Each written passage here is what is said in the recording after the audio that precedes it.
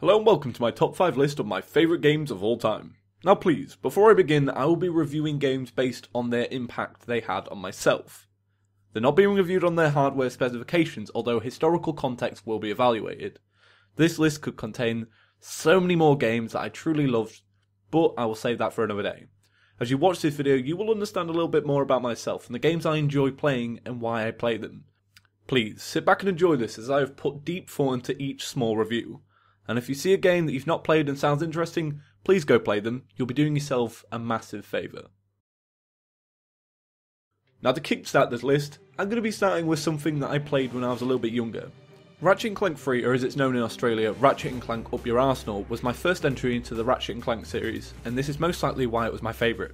The game features a third-person perspective and an addictive grinding mechanic in the form of bolts. This game for me is surrounded by nostalgia, taking the #1 spot of my favourite game on the PlayStation 2. Now the reason why this game is amongst my top 5 favourite games of all time is due to the multiplayer.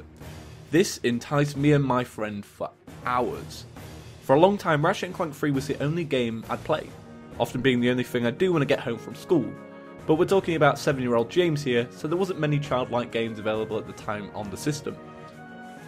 I actually enjoyed this game so much that as a treat to myself I recently purchased a PlayStation Vita so that I could play the remastered version on the go. And let me tell you, minus the slightly awkward control system and the poor quality cutscenes, this game feels as great as it did on the PlayStation 2. Sadly that can't be said for some of the other games in this collection, which feature multiple frame rate issues and occasional crashes. Ratchet & Clank's main asset though is certainly the selection of interesting guns. From your standard blaster to little robots that disperse at your command and take down your enemy. And the sound of bolts will forever be engraved into my brain.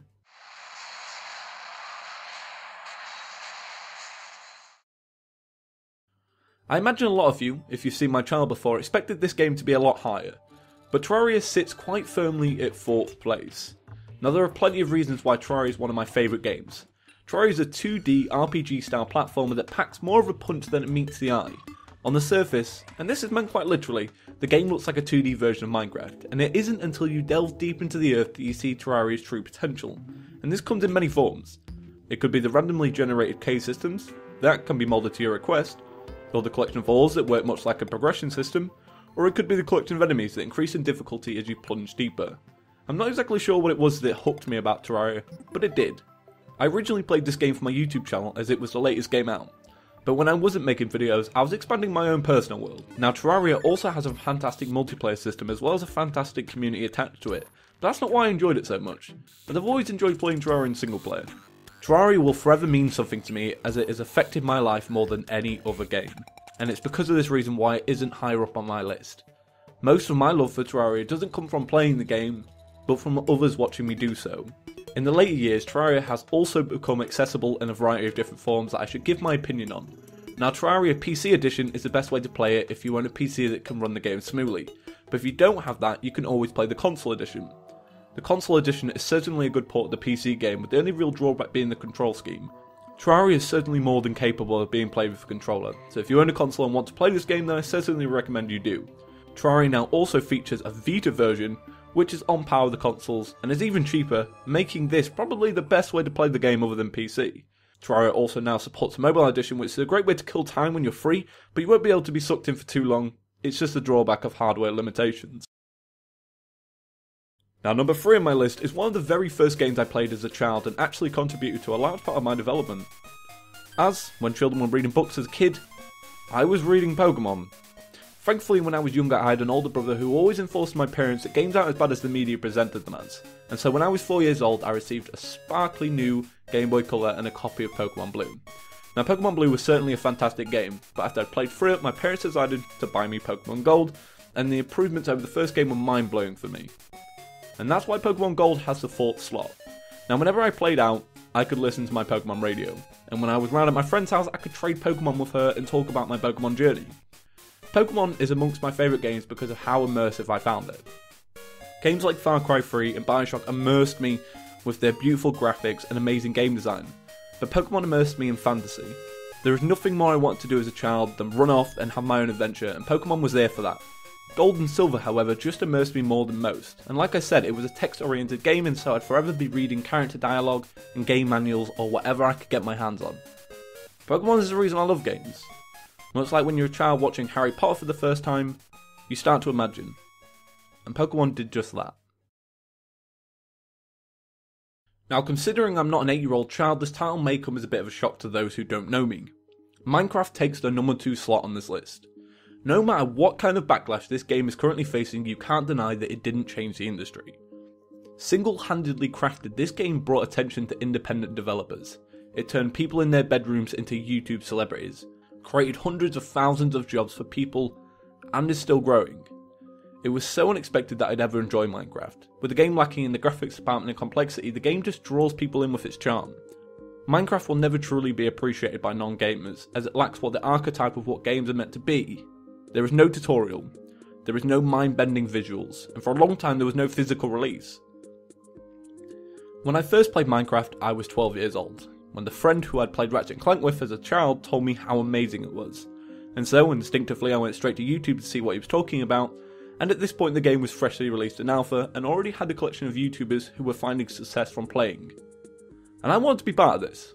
My first day in Minecraft was similar to the millions of others who followed. I tried to survive, I failed. Minecraft continued to draw me in though. During the summer of 2012, I was completely shut in. Only interacting with people who played on the servers I played on, made videos like mine, or those who I'd met from friends of friends that played the game. Even though I may have gained a little bit of weight during that time and I wasn't as social in real life as I should have been, I won't lie, I really enjoyed it. The issue is now that I can no longer just play Minecraft. Like the many titles before it that gained mass audiences, it's now facing its backlash.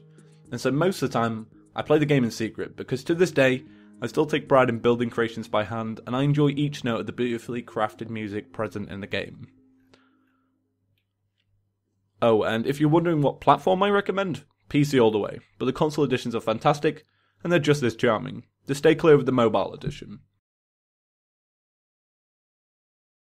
I wonder how many of you will be shocked at my number 1 choice. With 2 of the games on my list being independently developed, and another being for a system that is no longer relevant, my number 1 game is indeed a AAA title, and it's my favourite AAA title.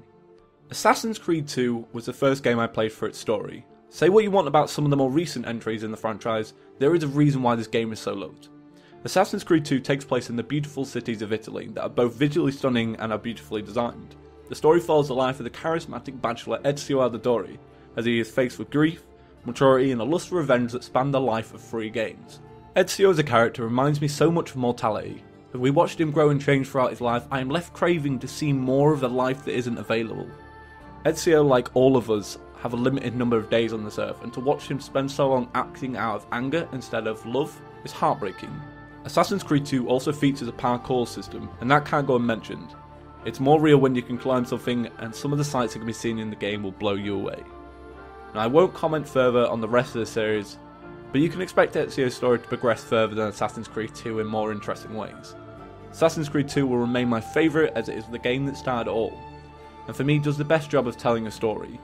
There are moments that will make you want to laugh, you'll want to cry, and moments you'll be so excited that it's unforgettable.